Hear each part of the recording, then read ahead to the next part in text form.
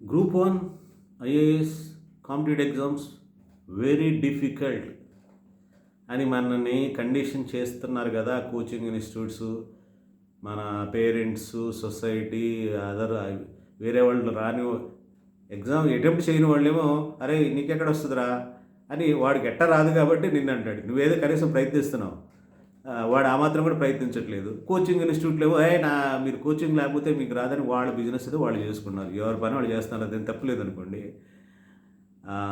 కానీ అసలు ఏంటి, అసలు ఇది అంత డిఫికల్టా చెప్పండి?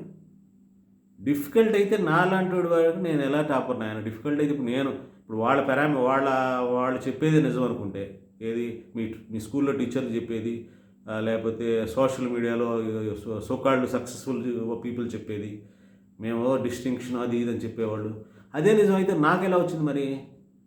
నేను తెలుగు మీడియంలో చదువుకున్నాను, పల్లెటూరులో చదువుకున్నాను, నేను పెద్ద నా కోచింగ్కి వెళ్ళే కెపాసిటీ కూడా లేదు, ఎంత ఎఫర్ట్ చేసి మా పేరెంట్స్ ఎఫర్ట్ చేయలేరు.